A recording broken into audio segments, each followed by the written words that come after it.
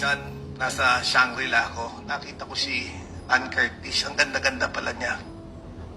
You know, may desire sa loob ko na nag-init talaga. Na-imagine ko na lang kung anong pwedeng mangyari. Pero siyempre, hanggang imagination na lang. Grabe mga public officials natin, oh, kakaiba. Ang hirap mahalin ng Pilipinas. Imagine sinabi niya yon knowing na recorded yung mga pinagsasabi niya. Dati mga manyak, patago eh. Pero ngayon, proud pa sila. Okay, first of all, I know na meron nga siyang ina-argue, an example nga tong sinasabi niya. Pero kasi obviously, itong example niya, based on real experience eh. Kung ganyan iniisip ko, kahit balatan mo ako ng buhay, hindi ako aamin. Tapos ikaw, i-announce mo pa? Kakaiba ka pare. Yung mga Bong talaga, kakaiba.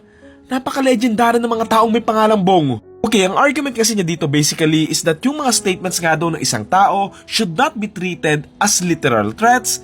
And so, eto nga yung example niya. Problema kasi dyan, just the fact na sinabi niya yan. At ng taong nasa katinuan, ititreat as threat yung sinabi niya eh. Alam mo yon, naiisip mo yan sa isang babaeng natitipuhan mo? Ha? Sabi pa niya, nakita ko kasi si Ann Curtis tapos nagandahan ako, nagkaroon ako ng desire sa utak ko, nag-init ako. Diyos ko po, magsama kayo ng isa pang inhit palagi, yung senador.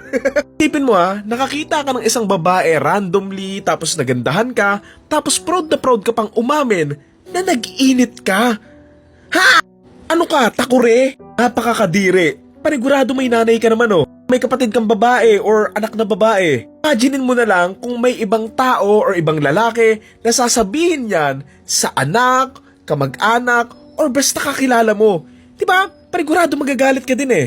Oo, hindi ka makakasuhan. Pero, bastos pa rin yung sinabi mo. Kaya nga meron tayong diba? Ano tawag doon? Yung anti-bastos bill ba yun? I mean, bali sana kung random example or wala siyang pinangalanan, yung gawa-gawa lang ba sa isip niya. I mean, bastos pa din, pero at least wala kang name drop. And alam mo yun, bakit kasi specific na example mo na si Ann Curtis? Ba, kakapanood mo lang ba ng The Love One tapos nagalit ka nagkahaliwalay sila ni Jericho doon? Ako kay Ann Curtis, matatakot na akong lumabas eh. Kasi isipin mo, may isang taong nakaupo sa isang posisyon nga sa gobyerno, tapos ganyan yung naiisip sa kanya. Bigla ang nagkaka-desire kapag nakikita siya, Diyos ko po kadiri. Talagang sinabi pa niya yung word na nag-init siya. Ano pa bang ibig sabihin nun? It's one thing na magandahan ka eh, pero it's another if mag-init ka. Hindi ba siya nahihiya sa asawa niya kung meron man na proud niyang inamin na recently lang nag-init siya sa ibang babae? Isipin mo yan sinabi ng asawa mo na nag-imagine siya sa isang babae tapos nag-init siya tapos sa imagination niya lang iniisip yun, di ba? Kadiri! Imagine ko na lang kung ano yung pwedeng mangyari. Ano nga ba yung pwedeng mangyari? Sige nga. Ano yung tinutukoy mong pwedeng mangyari? Baka yung sinasabi mo kung ano yung pwedeng mangyari kapag ipipilit mo yung init na nararamdaman mo dito sa artista na yon. Sobrang nakakadiri. Lalong-lalo na yung mga tumawa nung sinabi niya yon. Tatanga-tanga din yung mga tumawa na yan eh. Kasi imaginein mo yun hearing that absurd statement tapos tatawa ka lang. Ha? Ano mapipigilan yung mga bastos kung yung mga nakapaligid bastos din, di ba? Ako lagi kong sinasabi, hindi naman lahat ng lalaki magkakaparehas eh. Hindi naman lahat manyak, alam mo yon. Pero sobrang nakakalungkot at nakakagalit na ganito ka-normalize yung pagiging manyak dito sa Pilipinas. Sabi pa niya, hindi nga daw siya pwedeng makasuhan kasi na-imagine lang naman daw niya yon. Point taken, tama naman yon.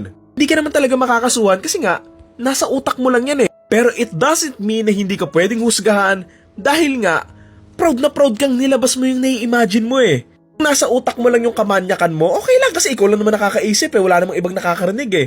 Pero kung i-announce mo, Kung nakita ko yung video na yan, isa yan sa mga moments na hindi ako makapaniwalang may taong magsasabi niyan proudly. Let alone, isang taong may posisyon sa gobyerno.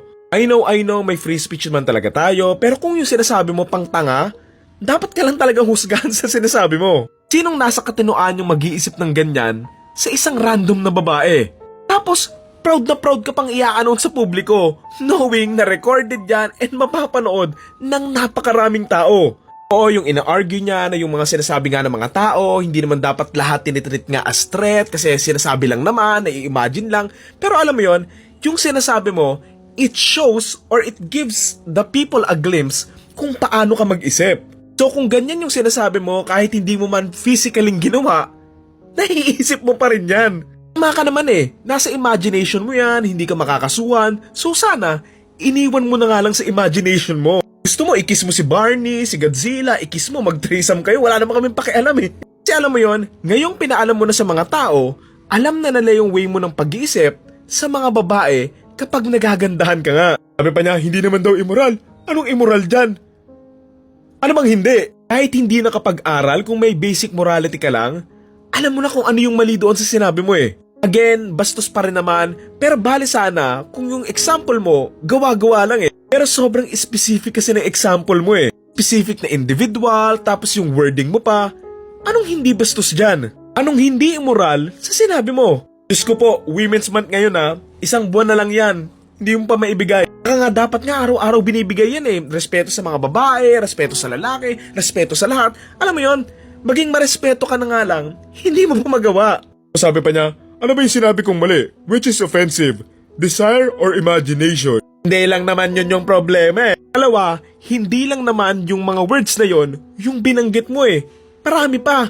Diyos ko, ikaw na nga mismo nagsabi, hindi mo pa alam kung ano yung sinabi mo. Mo pa yung sinabi mong nag-init ka, tapos sinabi mo pang naisip mo na may pwedeng mangyari. Sinabi pang, hindi naman ako pwedeng makasuhan eh, kasi na-imagine ko lang. Hindi mo na nga dapat ginawa, pinagmamalaki mo pa. Babalik at babalik tayo sa ano eh, pwede ka namang mag-imagine ng kahit anong gusto mo. Lahat, imaginein mo lahat. Ikan mo lahat, kasi wala naman kami magagawa dyan eh. Kasi nga, utak mo yan, imagination mo yan, nasa utak and ikaw lang yung nakikita ng utak mo. Wala naman kami magagawa eh. Anong gagawin namin? Isi-sensor namin yung utak mo.